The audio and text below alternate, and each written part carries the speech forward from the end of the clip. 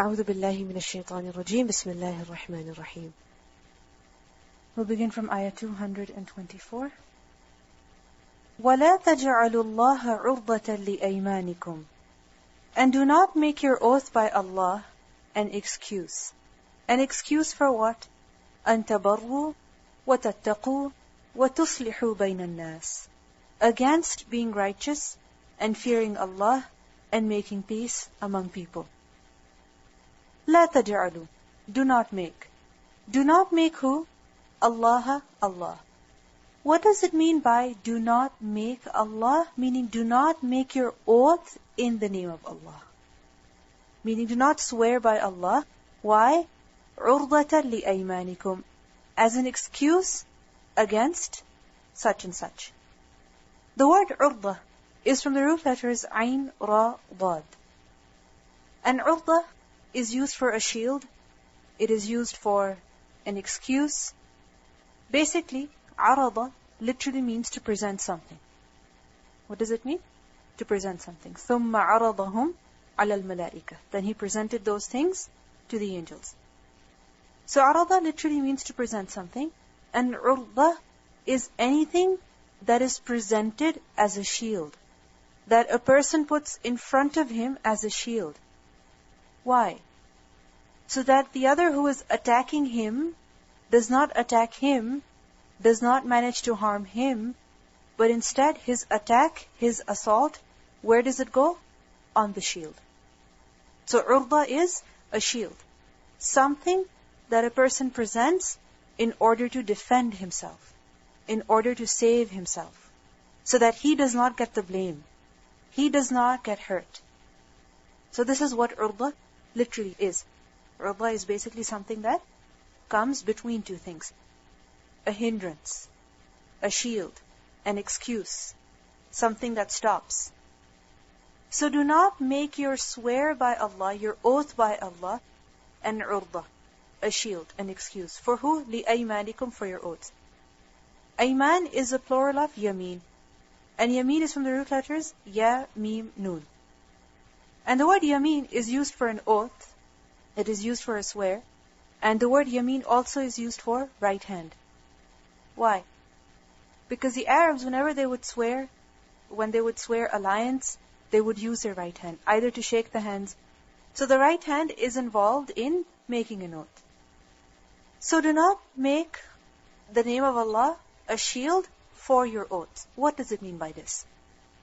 Meaning do not make oaths in the name of Allah to stop you from doing what? An tabarru, from doing bir, or from having taqwa. So basically, do not make oaths in the name of Allah to prevent you, to stop you from doing that which is good. Do not make oaths, do not swear oaths that you will not do something good. Do not make an oath by Allah, do not make a swear by Allah that you will not do something good. So do not vow in order to refrain from doing good things, to refrain from doing good works. Many times what happens? When people become upset, when people become frustrated, they say, fine, I'm never going to pray again. I'm never going to make dua again. I swear, I'm never going to give sadaqah again. I swear, I'm never going to give anything to this person again. So when people become angry, what do? They swear oaths by Allah and they stop themselves from doing good. So don't make the name of Allah an excuse, a shield. Something that stops you from doing more good. أَن تَبَرُّوا وَتَتَّقُوا. Tabarru, as you know, is from the root letters ba, ra, ra, bir, which is used for a good deed, fi'lul khayrat, doing good things. وَتَتَّقُوا, tattaqu is from taqwa. And what is taqwa? To stay away from evil. وَتُصْلِحُوا بَيْنَ النَّاسِ, and you do islah between people. Tuslihu is from islah, and islah is to reconcile between two disputants, so that they come to common terms and they agree with each other. They don't have any enmity or any strife between each other anymore. وَتُصْلِحُوا بَيْنَ النَّاسِ. Basically, أَن تَبَرُّوا وَتَتَّقُوا وَتُصْلِحُوا بَيْنَ النَّاسِ is understood in several ways. First of all, it is said that an tabarru actually means alla tabarru. What does it mean? Alla tabarru, alla tattaqu, alla tuslihu. And how can you give the meaning of la? Because you see, tabarru should actually have a noon at the end. Technically, it should have a noon at the end. But when it doesn't have a noon, that means that something is affecting it, eliminating that noon. And many times, it's the la that eliminates the noon from the end of the word. For example, la ta'kulu, la taqulu. The word is actually taquluna. The word is actually ta'kuluna. The sign of plural is what? Waw noon, isn't it? But when la comes, what does it do? It removes the noon. So this is why many scholars have said that an tabarru actually means alla tabarru.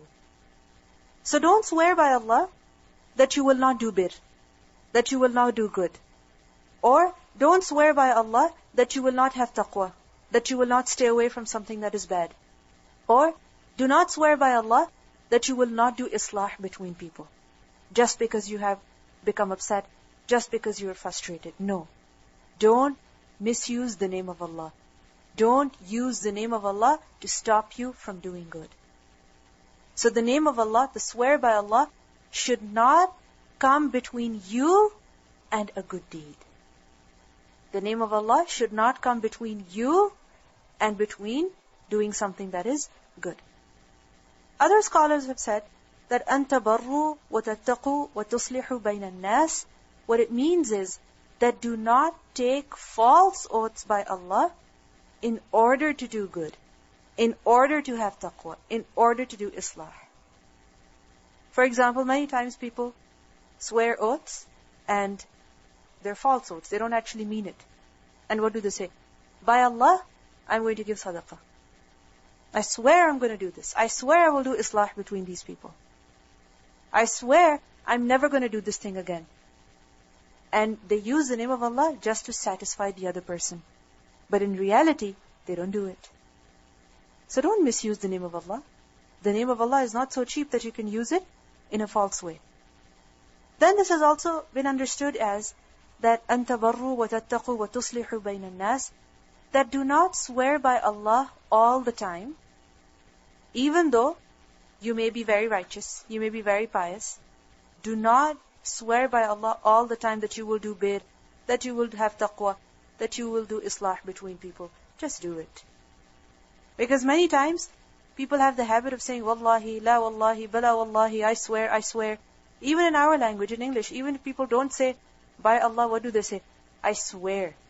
I swear I saw that. I swear she said that. I swear I ate that. So don't swear all the time. Even for something good.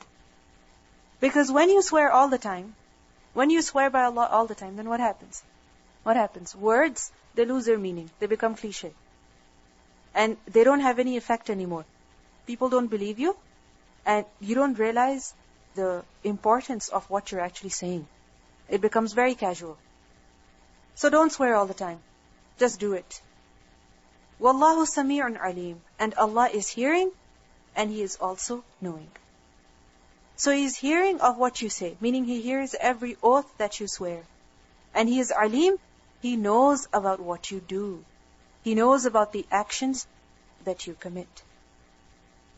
So basically we see over here that we have been discouraged from swearing oaths, from taking oaths all the time, unnecessarily. And we have also been discouraged over here from swearing oaths to not do something good. Swearing oaths for not doing something good. Therefore, if a person took an oath of not doing something good, then what should he do? He should break that oath. He should break that oath. And instead he should do that which is good. There's a hadith which is mentioned in Sahih Muslim, in which the Prophet ﷺ said, that whoever makes a vow, and then finds what is better than his vow, what should he do? He should break his vow. He should break his qasm. He should pay the kafara and perform the deed that is better. So don't swear by Allah and say that you're not going to do something good. And if you have done this, then what should you do? Break that oath and do that which is good. The name of Allah should not come between you and a good deed. Then Allah says, لا يؤاخذكم الله. Allah will not call you to account. يؤاخذ is from the root letters Hamza, Kha, Dal. Akh. What does akh mean? To take something. And آخذ, يؤاخذ is to hold someone accountable. To seize, to hold someone accountable. To punish someone for what they have done. To impose blame upon them. So, لا يؤاخذكم الله. Allah will not call you to account, meaning Allah does not impose any blame on you. You're not sinful if you do this. You're not going to be punished if you do this. You don't have to pay the kafara if you do this. You don't have to pay any expiation if you do this. If you do what? بِاللَّغْوِ فِي أَيْمَانِكُمْ. With regards to vain or useless when it comes to your oaths. So basically, unintentional oaths. Unintentional vows. Allah will not call you to account for that. What does it mean by this word lagh? Lagh is from the root letters lam, ghain, waw. And literally the word lagh is used for ash-shay'u saqit, meaning something that is unnecessary. Saqit is one that is dropped, meaning you don't pay any attention to it. It's unnecessary. It's not counted. It's not listed. So lagh is what? Something that is unnecessary. It is not counted. It is not listed. You don't really count it. And especially this is in speech, in words. For example, sometimes when people talk, they use some words unintentionally. Why? Because they are a part of their speech. For instance, some people have a habit of saying like, or actually, or really. So, when people say really or actually or like, do you notice all those words? You don't. You tend to ignore them and you focus on what they're really saying. So, lagh is that which is unnecessary. It is not listed. It is not counted. It is not given any importance. And especially this is in speech. It is said, لَغَ الطَّيْرُ بِأَصْوَاتِهَا. What are at-tayr? Birds. So when they make noise, when they're chirping, do you count every chirp? No. All that you know is that the birds are chirping. That's it. And the word lagh is used in several ways in the Quran. First of all, the word lagh is used for useless talk. Useless conversation. That is meaningless. That does not bring any benefit to people. You can talk and talk about those things for hours, and at the end of the day, there's really no benefit. Only you're tired by talking. Or the other person is tired by listening to you. So, lagh is used for useless conversation. And it's not just used for useless conversation, it is also used for useless action. Something that a person is indulged in, and it's completely useless. It's not bringing him any benefit. For example, a person is playing a game for like 3 hours. A simple game on his phone, or on her phone. And if you play that game once or twice, okay, you learn about it, you find it interesting. But if you play the same game over and over and over again, at the end what happens? Even you get bored of it. So this is what lagh is. Useless conversation, useless action, useless indulgence. Not just in speech. The word lagh is also used for making noise. And it's also used for an unintentional statement.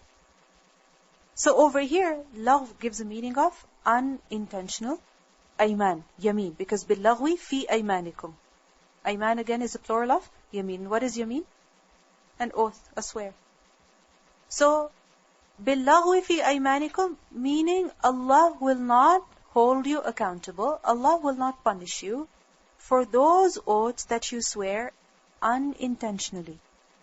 For those oaths that you make spontaneously, carelessly. Why? Because it's your habit. It's a habitual statement. You say it out of habit, and you say it without thinking. Now what is included in this? Some have said that this means swearing on every little thing. For example, some people say, La wallahi, bala wallahi, wallahi, in every little thing. And they don't actually mean that they're swearing. It's just a part of speech and they say it without thinking. They're not actually swearing like they would swear in a court. So this is what it means. And Aisha radiallahu anha, she explained this as اللغو في اليمين هو كلام الرجل في بيته كلا والله وبلا والله. That a lagh and an oath is that a person would speak just at his house, in his home, that no, by Allah, brother, by Allah. So when a person says that, this is what lagh is in Ayman. But this does not mean that a person should adopt this manner, or that a person should make it a habit to say Wallahi all the time. Because we know from the Quran that the successful people are those who hum anil laghwi mu'ridun.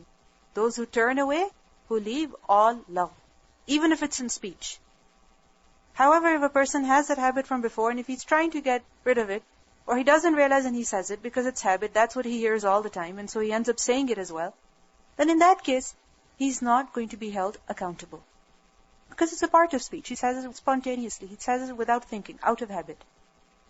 Secondly, it is said that بِاللَّغْوِ فِي أَيْمَانِكُمْ, lagh in Ayman refers to a person swearing an oath while he is angry, or while he is overcome by his emotions. He's not really thinking properly, and in the state of anger, he swears. That I swear I'm never going to speak to her again. I swear I'm never going to do this again. Like for instance, you cook food and people don't eat it, you're like, that's it.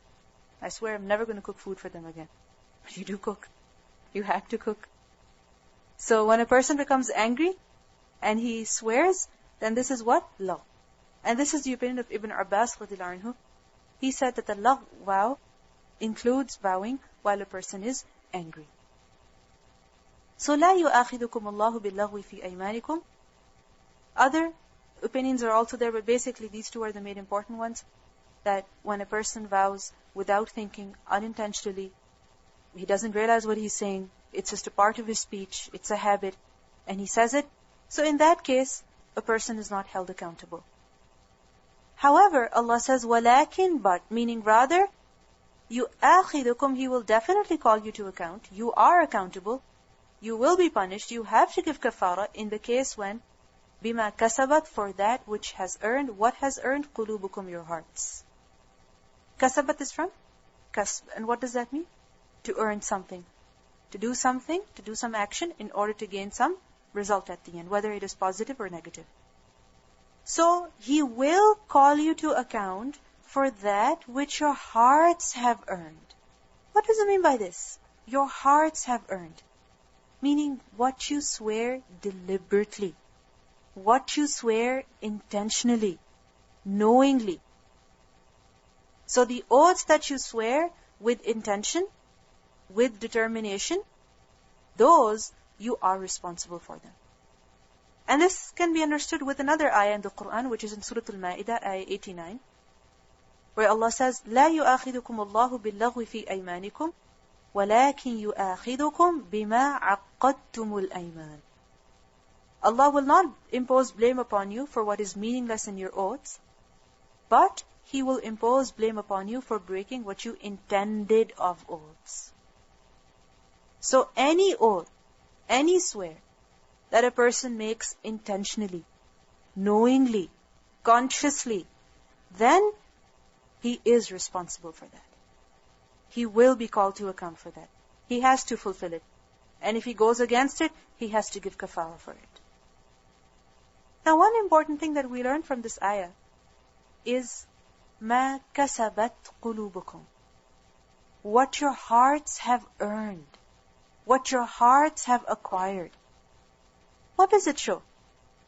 That just as our limbs, our hands, our body, it performs certain actions, our tongue performs actions, similarly, our hearts also perform actions.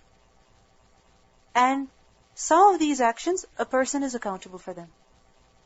If a person writes something with his hand, that's an action that he's doing with his hand. If he goes somewhere, if he walks with his feet, it's an action that his feet have performed. And he is accountable for that. Similarly, there are some actions of the heart for which a person is accountable.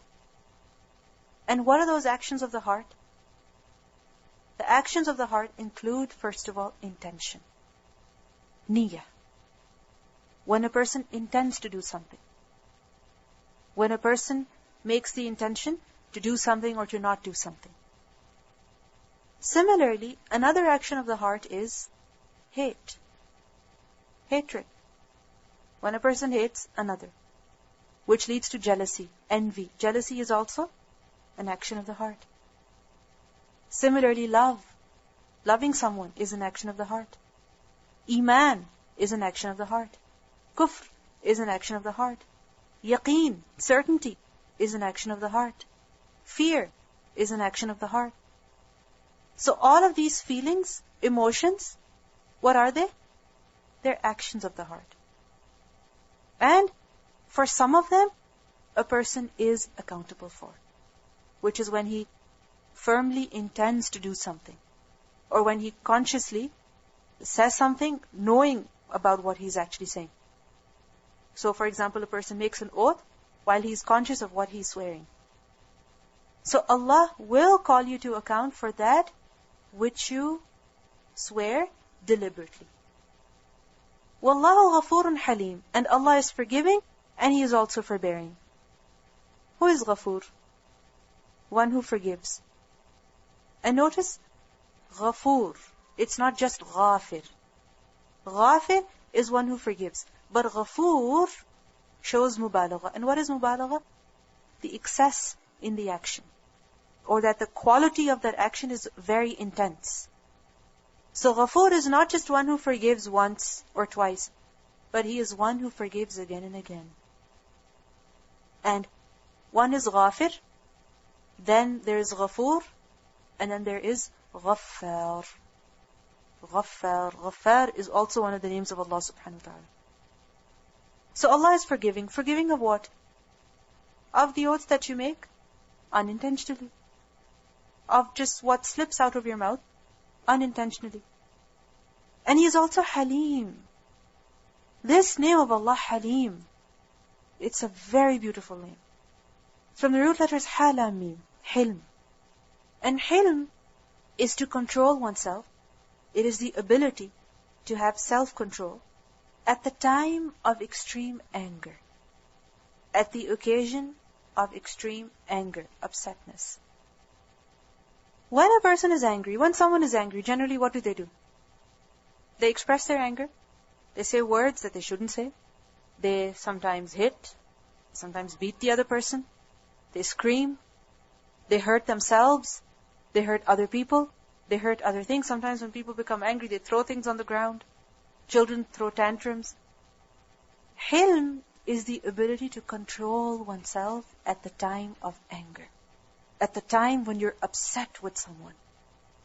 And when someone controls oneself at this situation, what does he do? He does not show the anger. He does not take revenge. He does not inflict punishment. Just imagine if a child has made you angry. What do you want to do? Slap him across the face. Or say that you're grounded. You're not going. But Hilm is to say, that's it. I'm not saying anything. I'm not doing anything. Khalas. You just close yourself. That's it. So when Allah is Halim, what does it mean by that? Because people can also be Halim. But when Allah is Halim, what does it mean? Allah who is most tolerant. That we sin day in and day out. We upset Allah subhanahu wa ta'ala. We do those actions which invite the anger of Allah, which invite the punishment of Allah. But is it that the moment we sin, the moment we utter a lie, the moment we do something wrong, immediately we're punished? Does it happen? If that were the case, then nobody would be alive on the earth. Nobody at all. Allah is Halim, that despite the power and ability that He has to impose blame, to take revenge, to inflict punishment, what does He do? He forgives, or He delays, He gives more and more chances to people, more and more time to people, so that they can realize the wrong that they're doing and they can repent. So He is Halim. You misuse the name of Allah. You swear oaths all the time. But still, Allah is Halim. He delays the punishment for the one who deserves it. So Allahu Ghafurun Halim. Allah is forgiving and He is also most tolerant. Let's listen to the recitation.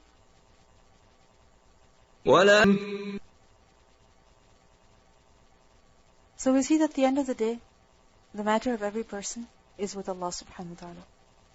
Allah knows about what we have said deliberately and what we have said by mistake, unintentionally.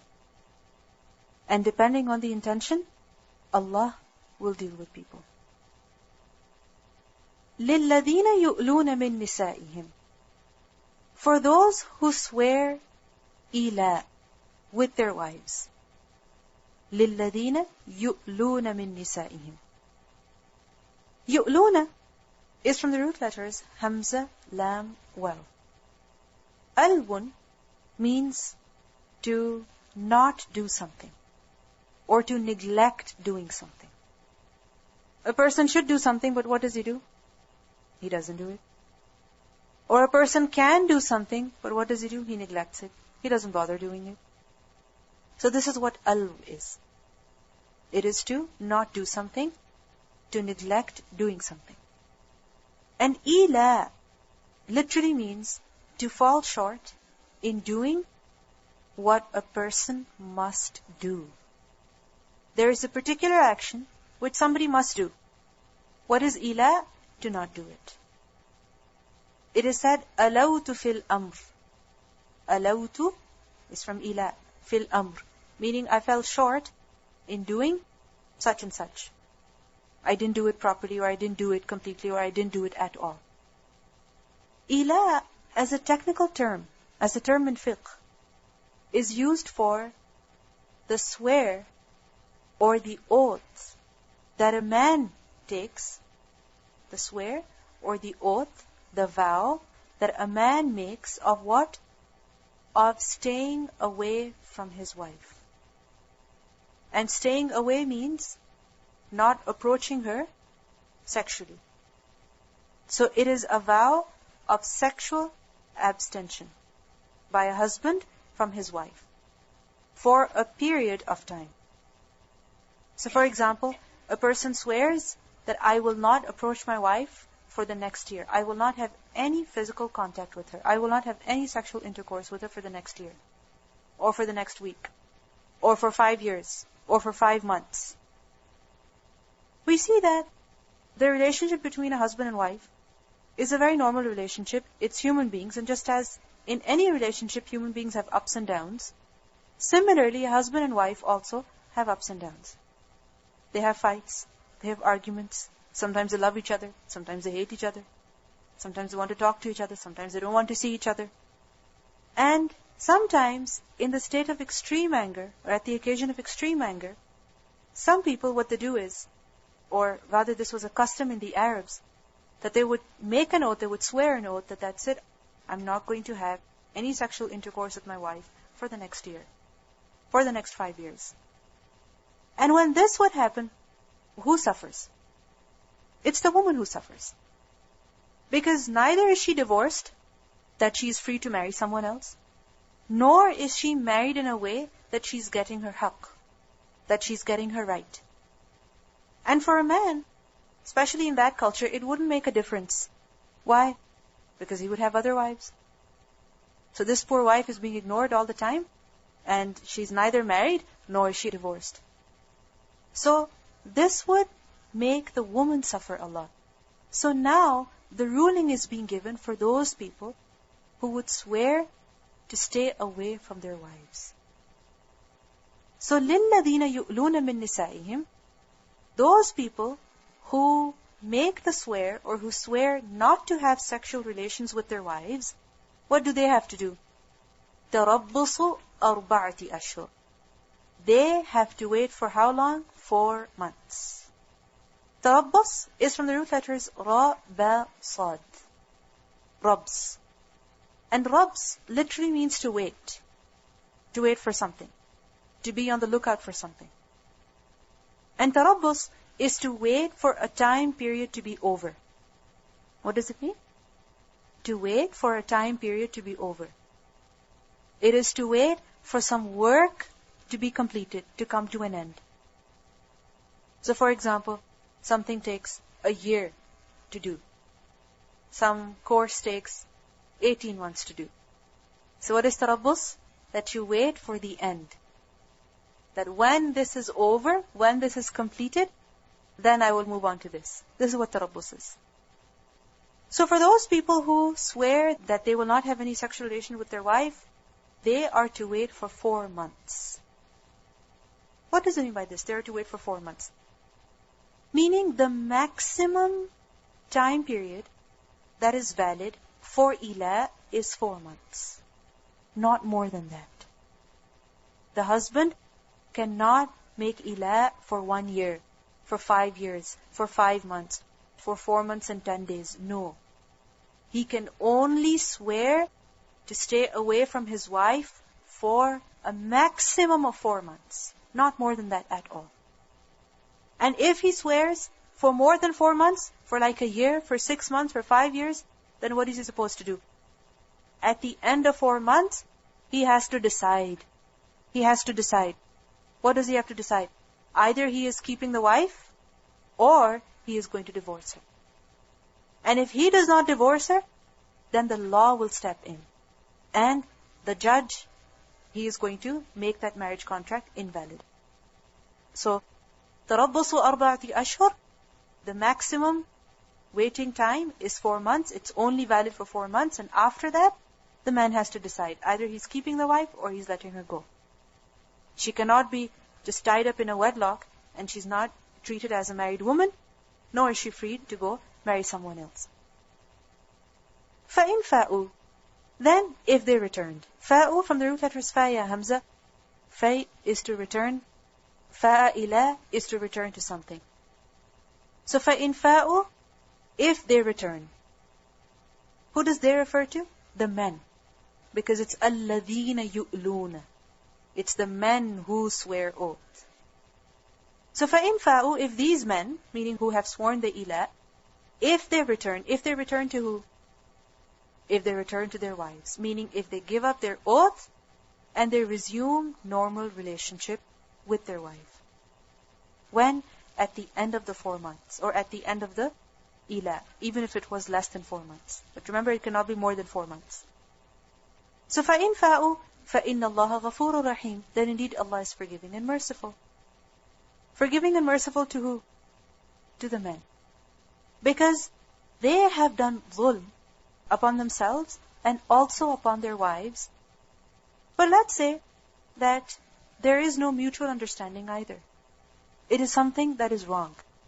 Which is why when they do return, then Allah forgives them. Forgiveness is for what? For a sin. For a wrong that is committed. For an action that is incorrect. So, their swearing an ila is not something that is correct, which is why when they return, when they repent, then Allah is forgiving towards them. For the sin that they have committed. Now, over here we see that the man, he swears an oath that he will stay away from his wife.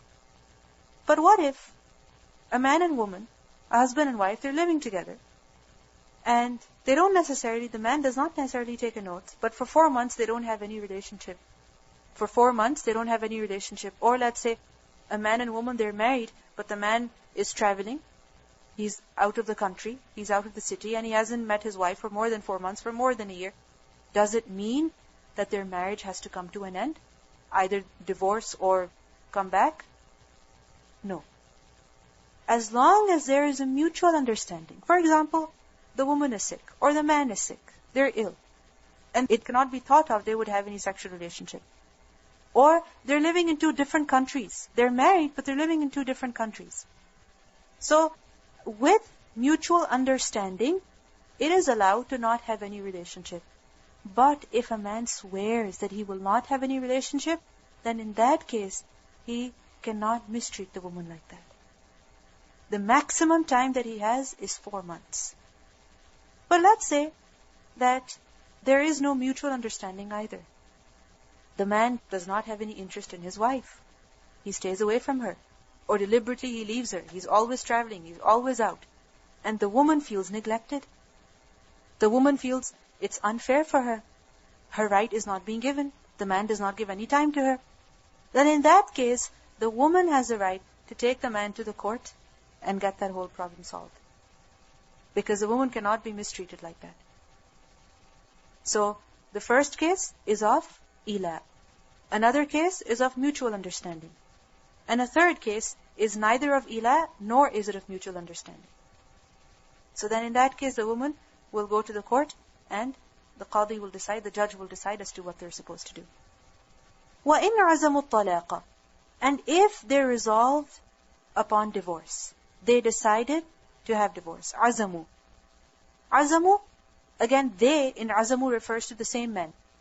Okay, the plural does not refer to man and woman because it's the man who gives divorce, not the woman. So فَإِنْ عَزَمُوا الطَّلَاقَ. The word عَزَمُوا is from عَيْن زَاي ميم, and azm is to firmly intend to do something. To decide. To make a decision. That's it, this is what I'm going to do. So if the men, upon the completion or upon the end of the term, of the 4-month waiting term, if they decide that they're not going to keep the woman, they're not going to keep that wife, if they decide to give divorce, then فَإِنَّ اللَّهَ سَمِيعٌ عَلِيمٌ. Allah is hearing and He's also knowing. The word at-talaq is from the root letters ta, lam, qaf. And talaq is divorce. What does it literally mean? It literally means takhliya. What does takhliya mean? Remember tazkiyah, the two meanings of tazkiyah, takhliya and tahliya? Takhliya, from khala yakhlu, to empty something, to take something out, to make a position vacant. It's empty. You see vacancies, whether it's position or a job or whatever. It's when something is empty, it's made vacant. And secondly, talaq means, literally it means irsal. What does irsal mean? To let something go, to send something. It is said, أُطْلِقَةٌ نَاقَةٌ. What is a naqa? A she-camel. أُطْلِقَت, she was set free. She was released from the bondage. Just imagine a camel that is tied up with a rope to a pole. She's tied up, she's restricted, she can't go around. So أُطْلِقَت, you open her up, you untie her, and you let her go. She's free to wander about. This is the literal meaning of the word. And takhliya, because once the camel is free, it'll go. And that place will become empty then. Remember the meaning of nikah? What is nikah? Aqdun nikah. To tie together, to join together, man and woman in a relationship. And talaq is to untie that knot. It is to dissolve that contract. It is to dissolve that relationship. So that the man and woman who were related before are not related anymore. The man and woman who were libas for each other are now strangers for each other. This is what talaq is. So, in azamut talaqa, if these men who have sworn the ila against their wives, if they decide to give talaq, then indeed Allah is hearing and He's also knowing. What does it mean by this? That after the passing of 4 months, the man has to decide. Either he is going to keep the wife, or he is going to give divorce. And if he says the divorce, then Allah is hearing. He has heard his words of talaq. And He is alim, He knows about the situation. Sometimes people verbally pronounce the talaq. They say talaq. And other times, what do? They send documents. So, if the man pronounces the divorce verbally, Allah has heard it. And if he sends a written document, Allah knows of it. فَإِنْ عَزَمُوا الطَّلَاقَ فَإِنَّ اللَّهَ سَمِيعٌ عَلِيمٌ. Allah is hearing and He's also knowing. Let's listen to the recitation.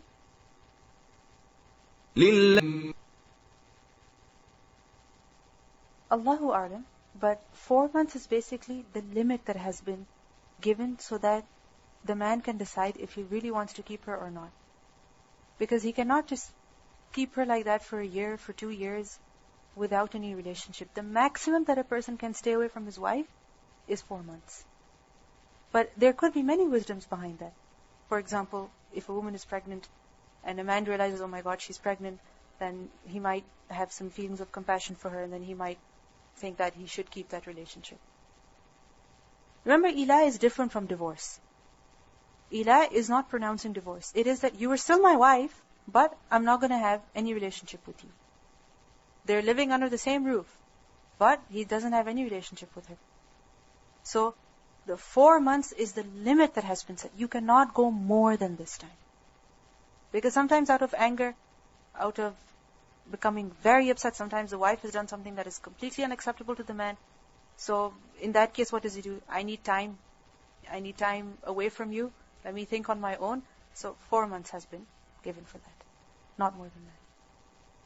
Even if the woman is okay with that, still, if the ilah has been pronounced, then the rule is, the law that Allah has given is that it should only be from 4 months and not more than that. Zihar is different. Zihar is from zahr, which is back, which is when a man would say to a woman that, Anti alayya ka zahri ummi, so I'm not going to have any relationship with you for life. But ilah has a specific term that a man fixes. 2 days, 1 year, 5 months. It's a little different from zihar. Because when a person says, you're like to me just as my mother, what does that mean? You're completely haram upon me. I will not divorce you, but you're completely haram upon me. But this one has a time limit. وَالْمُطَلَّقَاتُ, divorced women. What about them? يَتَرَبَّصْنَ بِأَنفُسِهِنَّ ثَلَاثَةَ قُرُوءٍ. They should remain in waiting for 3 periods. Al-Mutallaqat is the plural of Mutallaqah. And Mutallaqah, the ta marbuta at the end indicates feminine. And Mutallaqah is the woman who has been divorced. The woman to whom divorce has been given. And as we know, that talaq is from the root letters ta, lam, qaf. Talaq is when the marriage contract has been dissolved. The marriage contract has been finished. And tallaqa means to set free, to let loose, to send someone away. So a woman, when she's divorced, she is free to marry someone else. She is not bound with her previous husband anymore. So al-mutallaqat, meaning those women who have been given divorce by their husbands.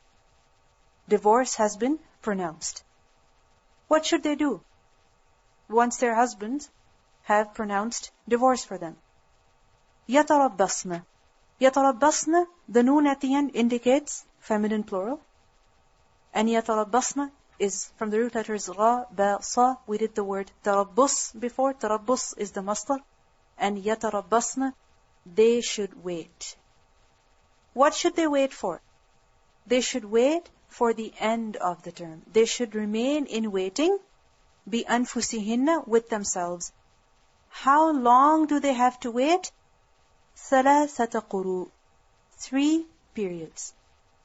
Now what does it mean by يَتَرَبَّصْنَ بِأَنفُسِهِنَّ? They have to wait with themselves. They have to wait with themselves means that they have to wait throughout this period alone, in the sense they're not going to remarry. For 3 periods, after the divorce has been pronounced for them, they have to stay away from remarrying. So in other words, their iddah is 3 months. And notice how it has been said, يَتَرَبَّصْنَ بِأَنفُسِهِنَّ. They have to wait with themselves, as if they have to keep themselves back. Because it is the natural desire of any person, of a human being, to get married. And especially for a woman who needs the support of her husband, who needs the protection of her husband, who needs an identity. And just imagine a woman who has been divorced, who doesn't have her parents, who doesn't have siblings, or everybody settled in their own homes. Once she's divorced, she's going to think of where she's going to go next. But for 3 months, she cannot remarry, despite the natural desire to marry. يَتَرَبَّصْنَ بِأَنفُسِهِنَّ. And how long is the waiting period? 3 periods. The word quru is a singular of the word qar. And qar is from the root letters qaf, ra, hamza, qar'un. And the word qar basically means to read. Qara'a, yaqra'u, what does it mean? To read, to recite. From the same root is the word Qur'an. What does Qur'an literally mean? Recitation. However, another meaning of the word qar is to collect together, to put together, to arrange together. Which is why it is said that the word Qur'an is called Qur'an. Why? Because in it, the surahs, the ayahs, they're all put together. They're arranged together. The wahi that Allah sent, it is arranged together. So what does it mean by qar? What does it refer to? We know the linguistic meaning is to collect, to join, to put together, to arrange together. Qar is basically understood in two ways. First of all, it is said that qar refers to the menstruation, period, itself. Menstruation itself. The hayd. When a woman is menstruating. So she has to wait for 3 menstrual periods. And at the end of her 3rd period, her iddah comes to an end. And why is it called qar? Because what happens when a woman is menstruating? The blood that had been collected in her uterus, what happens? It leaves the body. Others say that the word qar actually refers to the time period that is between 2 menstrual cycles. That is between 2 menstruations. So it is the period of tuhur. It is the period of purity or cleanliness between 2 menstrual cycles. So they have to wait for 3 quru, either for 3 periods or for the 3 periods that are between the menstruation. Now, when a man divorces his wife, then she has to wait for this period of time. How about a woman who does not have her period anymore? Or how about a woman whose menstruation, whose period is irregular?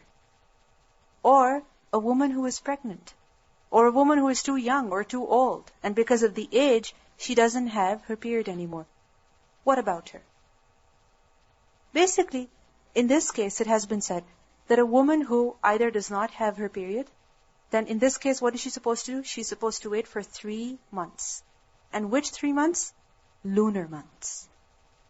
It's not January, February. It's Rajab and Sha'ban and Shawwal, etc. It has to be 3 lunar months. And as for the woman who is pregnant, we learn from other parts of the Quran and from the Hadith that she waits until she gives birth. Once she delivers her child, then her waiting period comes to an end. So basically, a woman who has been divorced, she has to wait for some time, and she's not allowed to remarry until this time period is over. And during this time, during this waiting period, the woman is actually supposed to stay in the house of her husband. This is the law. This is the command that Allah has given. Once the divorce has been pronounced, where is she? She's going to stay in the house of her husband. She's not going to leave. She's going to stay there. And during this time, it is permissible for a man to take her back. But if the 3 months are over, or if the 3 periods are over, and he hasn't done rujur to her, he hasn't gone back to her, then she will leave, and the marriage contract will be dissolved. So basically, putting an end to a marriage is not as simple as saying, I divorce you. It's not as simple as saying, I divorce you. There is a lot. And the first thing is that the woman has to wait for 3 months in the house of the husband. And meanwhile, وَلَا يَحِلُّ لَهُنَّ, it is not permissible for them. It is not allowed for them. يَحِلُّ is from halal. So it is not halal for them. For who? For the women. Which women? Those women who have been divorced by their husbands. That in their iddah, that they, أَن يَكْتُمْنَ, they hide, they conceal. يَكْتُمْنَ again is from kaf tamim, and the noon at the end is for feminine. So during this waiting time, they are not allowed to hide, they are not allowed to conceal مَا خَلَقَ اللَّهُ فِي أَرْحَامِهِنَّ, that which Allah has created in their wombs. Arham is a plural of rahim or rihm, which is used for the womb or the uterus. And in the womb, as you know, what happens in the womb? The fetus is there, right? The pregnancy is there. So, whatever that Allah has created in their wombs, they must not hide it. They must not conceal it. Now, what does it refer to? مَا خَلَقَ اللَّهُ فِي أَرْحَامِهِنَّ. This refers to two things. First of all, haml, pregnancy. That if during those 3 months the woman realizes that she's pregnant, she hasn't had her period, then she should not conceal that pregnancy from the husband, from the man. That he has divorced me, I'm not going to tell him that I'm pregnant, and as soon as I'm free, that's it, I'm going to marry somebody else and my life is going to be changed. So basically she cannot hide from the husband if she is pregnant. Secondly, it is said that مَا خَلَقَ اللَّهُ فِي أَرْحَامِهِنَّ refers to hayd. It refers to menstruation. Because the blood is from there. So, the woman should not hide from her husband if and when she gets her period. This ayah basically leaves it to the woman that it is her responsibility to keep a check of her menstrual cycle, to keep account of her periods, and she should not hide the pregnancy or the period from her husband. Why? Because if she is pregnant, and if she does not tell her husband, if she does not tell anybody, and as soon as her iddah is over, she goes and marries somebody else, then what's going to happen? The child is going to be attributed to the wrong father. The child is going to be attributed to not his biological father. So in this case, there is zulm that the woman would be doing. Also, if you look at it, that if the woman, if she hides her period, then what's going to happen? The man will not be able to do rujur to her if he wishes to. It is said that the women sometimes what they would do is that if she wanted divorce and she didn't want the man to approach her, if the man wished to approach her, she would say, I have my period. And the man would stay away from her. And like this, she would lie about her period until eventually the 3-month waiting time would be over and the divorce would occur and the man and the woman would be separated. So, because it is of the hidden matters, it is of the private matters of the women, therefore it has been left to the women that they know about their matters and they should not conceal them from their husbands. In kunna, if they were, yu'minna billahi wal yawmil akhir, if they really believe in Allah and the last day. What does it mean by this? This is basically a warning, a threat that is being given to the women. That if you truly believe in Allah and the last day, if you truly believe in Allah and the day of judgment, then you should not conceal what is in your womb. You should not hide the pregnancy, and you should not hide the period. And sometimes we see that because it's a very private matter, nobody else can know whether you're having your period or not. Sometimes young girls, they lie about having their periods or not having their period. And like this, what happens? They don't pray salah and their period goes on for months. And they don't fast and their period goes on for like 10-15 days. So this is a matter that is private, that only a woman knows about. And in this case, you should fear Allah. Not the people around her. But who should she fear? Allah and the last day. But okay, fine, I can lie about it today, and nobody will ask me as to why I'm not praying or why I'm not fasting. But Allah knows the reality. And on the day of judgment, the reality will be exposed. I can hide from people, I can fool them today, but I cannot fool Allah. Because at the end of the day, the matter is between who? The slave and Allah. Not between people. So over here Allah says that they should not hide whatever that Allah has created in their wombs if they believe in Allah and the last day. So before we move on, we see over here that their iddah has been mentioned for the divorced woman. Their iddah for divorce is how long? 3 periods. 3 menstrual cycles. Those women who do not have their menstrual cycles anymore, what about them? 3 lunar months. What about a widow? How much is her iddah? How much is her waiting period? 4 months and 10 days. And in the case of khul', in the case when a woman takes divorce from her husband, then in that case the waiting period is 1 month. And in the case where a woman is pregnant, then the waiting period is until she delivers. Then Allah says, وَبُعُولَتُهُنَّ, and their husbands. Whose husbands? The husbands of the divorced women. They are أَحَقُّ. They have more haqq. They have more right. They are more deserving. Than who? Than the women. So the husbands have more right than the women over what? بِرَدِّهِنَّ, to take them back. فِي ذَلِكَ, in that. What does it mean by that? The word bu'ul is used for husbands. Another word that we used for spouses was zawj or azwaj, which is the plural of zawj. Remember that the word zawj can be used for husband or wife. However, the word bu'ul, which is the plural of ba'al, can only be used for husband. Remember that. Zawj can be used for husband or wife, but the word ba'al is only used for husband. What does the word ba'al mean? Ba'al, in Arabic, anything that has superiority over the other is called ba'al. A lord, or someone of high position. Which is why we see that one of the previous nations, they named one of their gods Ba'al. As we will study in the Quran, أَتَدْعُونَ بَعْلًا, do you call upon Ba'al? So Ba'al is anything or anyone who has superiority over others, a lord, or someone of higher position. Now why is the husband called Ba'al? Over here specifically he's been called Ba'al because he has the right to pronounce divorce and the woman does not have that right. And also we know that the husband is the one who is responsible for the wife. He is the one who spends on the wife. He is the one who looks after the wife. The woman is not responsible to spend on the husband.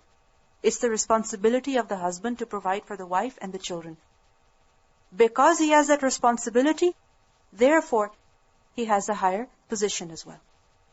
So therefore, the husband is called Ba'al. So their husbands have more right, بِرَدِّهِنَّ. What does rad mean? To return. Over here it means to take them back. So basically, the husband has the right to do rujur to his wife, meaning to return to his wife, to take his wife back during fi dhalika, in that. What does dhalika refer to? During the waiting period. So, during the waiting period, the man has the right to take the woman back. Talaq is basically given 2 times and the 3rd divorce is final.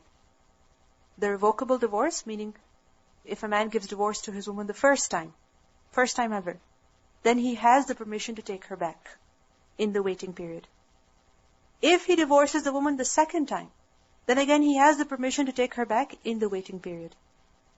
But if he divorces her the 3rd time, then he's not allowed to take her back. Then they're separated forever. So over here, fi dhalika, dhalika refers to this tarabbus, meaning this waiting time, and it refers to the 1st or 2nd divorce. It refers to the revocable divorce. And if after the waiting period, after like about a year or 2, both are living separately and they decide, it was a mistake, we should get married, we should be together, so then they have to perform the nikah. But within the waiting period, if the man does rujur, then there is no nikah. The first divorce is completely different and separate from the 2nd divorce, which is completely different and separate from the 3rd one.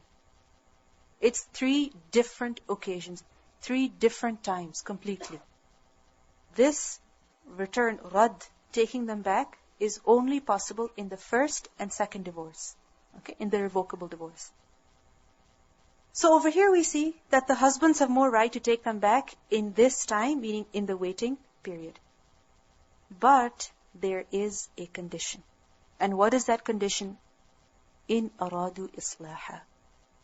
Only if they wish reconciliation, only if they wish things to be better, only if they want things to be better, then they should take their wives back. But if the situation is going to be the same, that the husband is still going to do dhulm on her, he's not fixing the problem which is what caused the divorce, then in that case, what's the point of doing rujur? If life is still going to be miserable, then why do rujur? In aradu islah. And remember, islah is to put things right, to put things proper. So if they really want things to be better, then they should do rujur. And over here you see, ahaqqu, that the men have more right. What does it mean by more right? That even if the woman does not want, still if the man wishes, then he has more right. The woman does not have any right over here. It's the man's decision. Now, we see over here that previously, the man used to divorce his wife and then take her back. And then he would divorce his wife and he would take her back. And then he would divorce his wife and take her back, even if this happened 100 times. And this way, just imagine if a woman is constantly being divorced and being taken back. Divorced and taken back. This is not a healthy relationship. The woman is living a life of misery and sadness. So over here, the condition has been set that if you want islah, only then do rujur. If you're going to do the same thing, that you're going to take her back and then you're going to divorce her, you're going to take her back and divorce her, then don't do rujur. Let her live in peace. So if the intention is for reconciliation, then he should call her back. وَلَهُنَّ, and for them. You see the lam over here? Lam indicates in their favor. In whose favor? In the favor of hunna. Who does hunna refer to? The women. So for them, meaning due to them, due to the women, who does the women refer to? The wives. Mithlu, similar to, alladhi, that which alayhinna is upon them. What does it mean by this? Lahunna means they have rights. They have rights. Similar to that which is upon them, meaning that which is expected of them. What is expected of them? Their responsibilities. Their responsibilities. So just as the women have some responsibilities, similarly, they also have some rights. Or, just as the man has some rights, just as the man has more haqq concerning something, similarly, the woman also has some rights. It's not that all the rights have been given to the man, and the woman is just to listen and obey and have no rights and demand nothing or anything like that. No. Lahun. In their favor are rights, due to them are rights, similar to those that are upon them. Meaning just as the men have some rights over them. How? Bil ma'ruf, in the manner that is approved. What is ma'ruf? Ma'ruf is from urf. Urf is that which is recognized. So ma'ruf is that which is generally acceptable. Meaning it is customary. It is acceptable in the culture, in the tradition, in the religion. It's not something so strange that shocks people. So women have rights according to what is reasonable, according to what is approved in a culture. So we see over here that the wife has specific rights upon her husband, just as a husband has specific rights upon his wife. The woman has responsibilities, and the woman also has rights. Just as the woman is expected to fear Allah with regards to the rights of her husband, similarly, the man should fear Allah with regards to the rights of his wife. We see that no relationship can work if both the parties do not fulfill their responsibilities and do not give the rights of others. No relationship can work.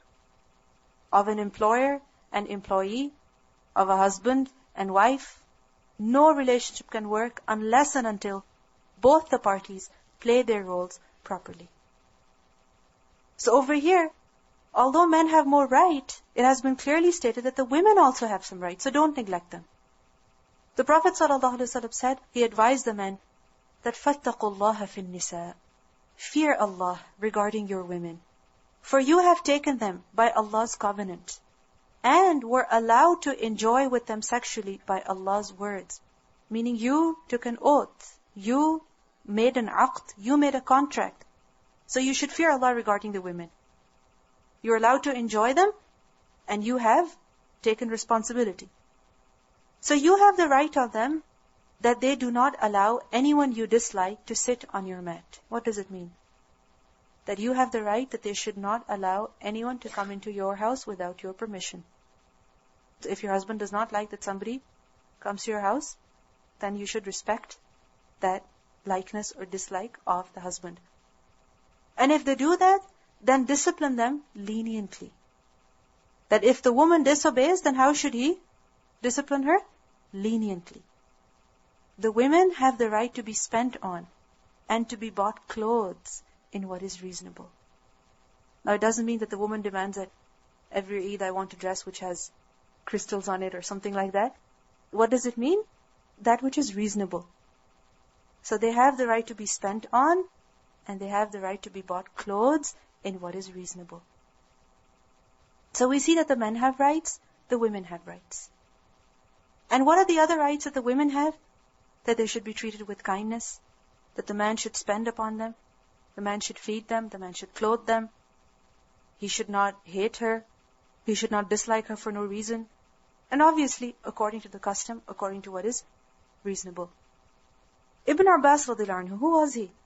A companion of the Prophet. He would say, I like to adorn myself for my wife, just as I like for her to adorn herself for me.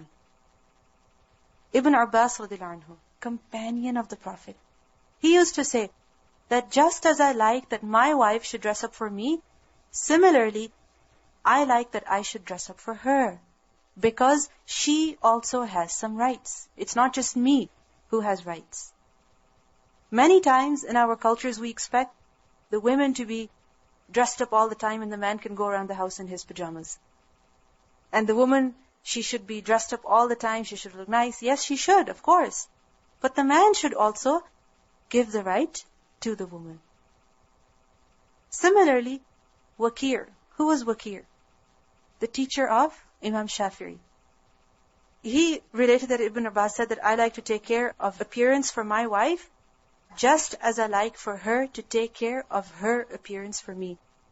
So it's not just about adorning oneself. It's about taking care of the appearance. Taking care of the appearance. It's not just about putting nice clothes. It's about being clean. It's about having a good breath. It's about brushing your teeth every morning. It's about cutting your nails, so that when they see you with your long nails, they're not disgusted. So both have rights and both have responsibilities. And both must fulfill them in order for the relationship to be healthy, in order for the relationship to work. However, Allah says over here that وَلِلْرِجَالِ, and for the men. Ar-rijal is a plural of rajul. And who is a rajul? A man. So rijal, plural of that, men. So for the men, meaning in their favor, alayhin, upon them, meaning upon the women, upon the wives, there is a daraja. There is a rank. What is daraja? Daraja is from dal, ra, jim. And daraja is used for a rank, a degree, a stage. The word daraja is from the same root which is used for a ladder. When you go up a ladder, you go up several levels. So the men have a degree above the women. But this is darajatun, one level, or in one way. They have a degree above the women. We see that both the man and woman, they are to live together.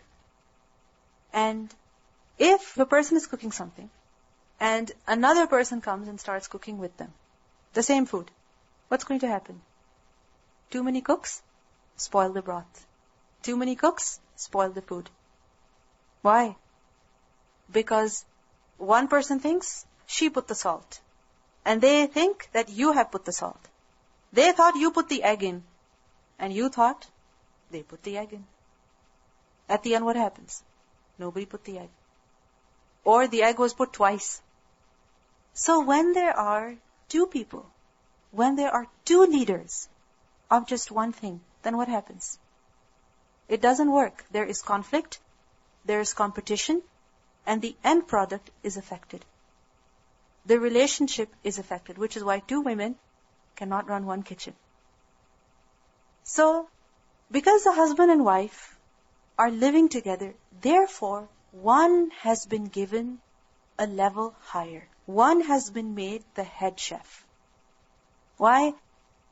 To make the final decisions.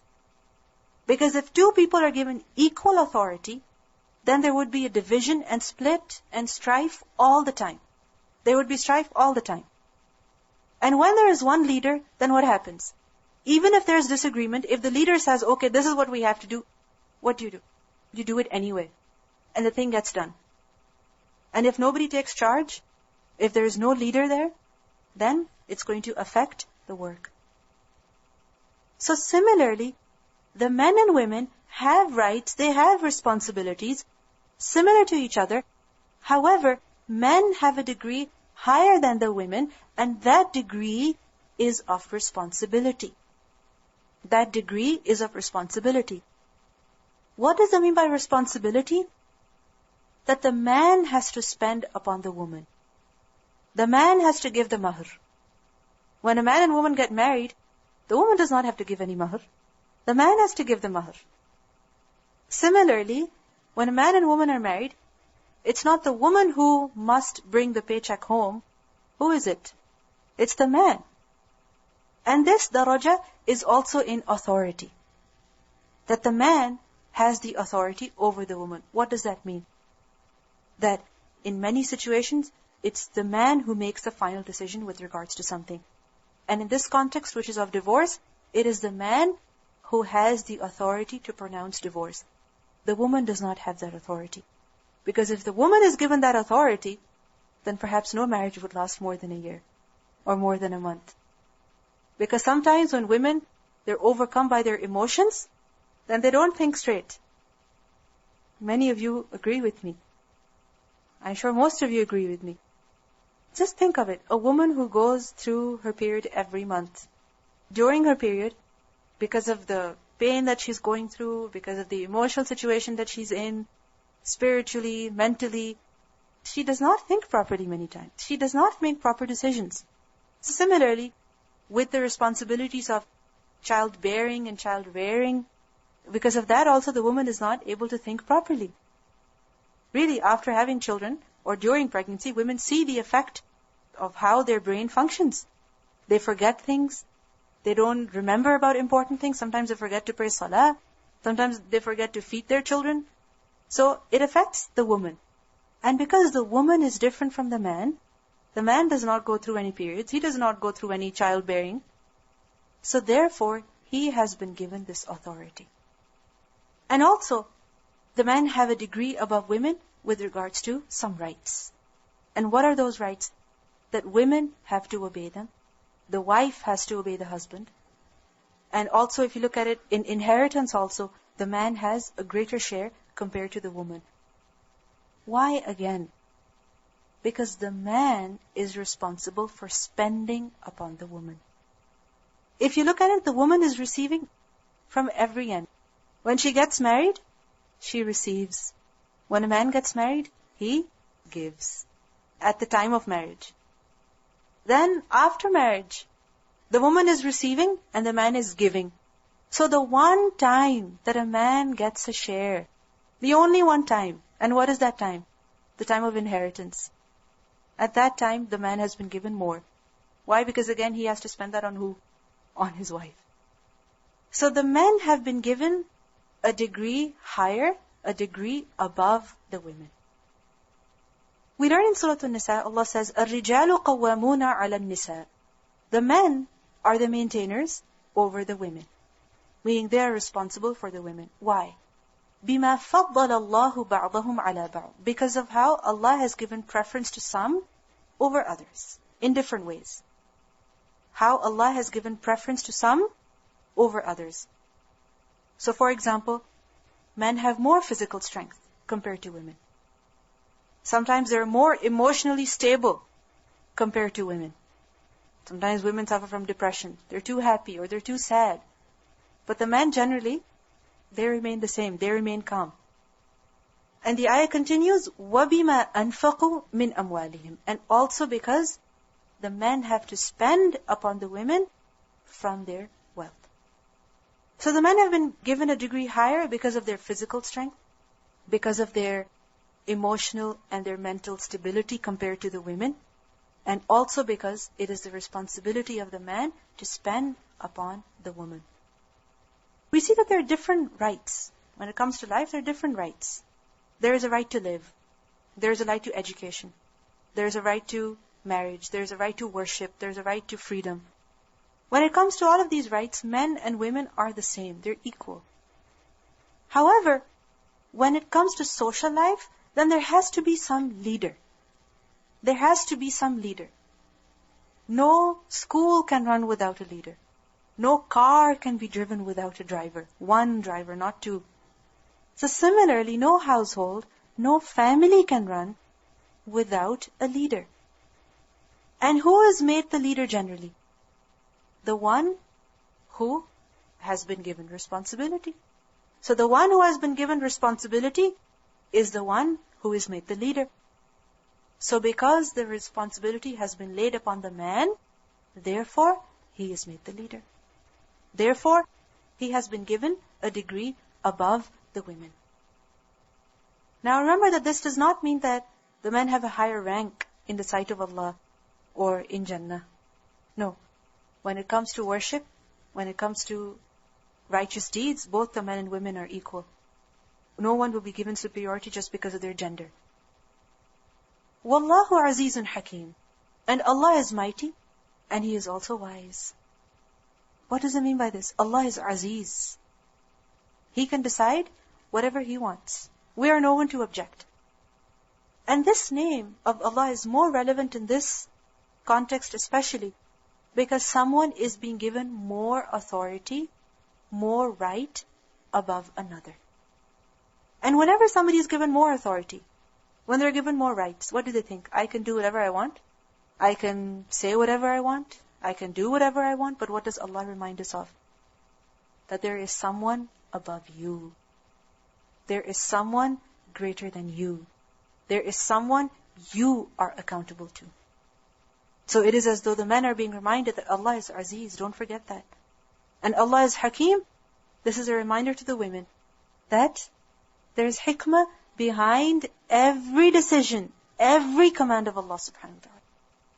Allah is Aziz and Allah is also Hakim.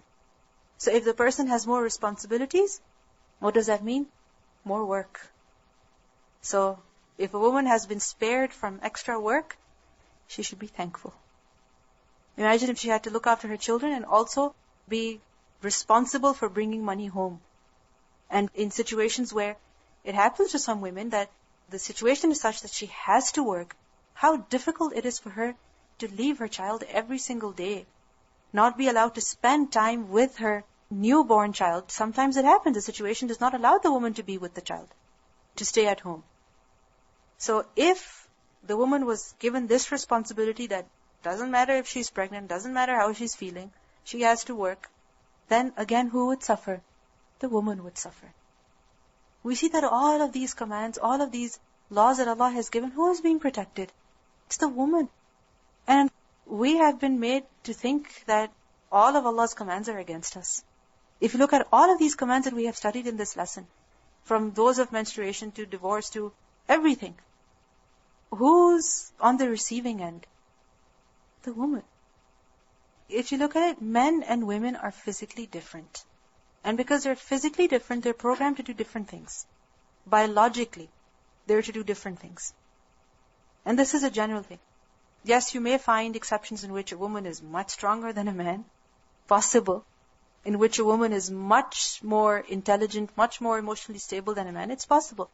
But generally, if you look at all of the different societies, all of the different cultures in the world, then we will see that men and women are different. And because of this reason, men have been given the responsibility and the authority. Let's listen to the recitation. وَالْمُطَّفِّفِينَ it comes to divorce, pronouncing the talaq is the right of the man only. The woman cannot say, I divorce you. It's only the man who can say that. But if the woman feels that she cannot live with that man, she does not think that that marriage is going to work out successful, so what she can do is, she can take khul, khalam'i, which is basically that a woman gives back the mahr that the man gave her. Because the man gave her the mahr at the time of marriage. And by giving the mahr, he has made her halal. So if she wishes to dissolve that relationship, she has to give the mahr back. And in the case where the man gives a divorce, he cannot take the mahr back. And when the man has divorced his wife, and during the waiting period while she is in the house of the husband, then at that time, she's not to wear hijab or anything. She is in fact to adorn herself, to make herself more beautiful so that the relationship can work out. And with regards to the waiting period, because it says يَتَرَبَّصْنَ بِأَنفُسِهِنَّ, it means they should stay, meaning in their houses, not leave from there, and they should also not get married. So it refers to all of those women who are in their waiting period, whether pregnant or widowed or divorced. And ma'ruf meaning acceptable. It's culturally acceptable. It's not something very strange. It's not like something impossible. It's acceptable. Acceptable to the woman, acceptable to the family, acceptable to the norms of the society, acceptable to the religion first of all. How much should a woman obey her husband? Bil ma'ruf, with that which is acceptable. The following verses are all about divorce. سبحانك اللهم وبحمدك نشهد أن لا إله إلا أنت نستغفرك ونتوب إليك. السلام عليكم ورحمة الله.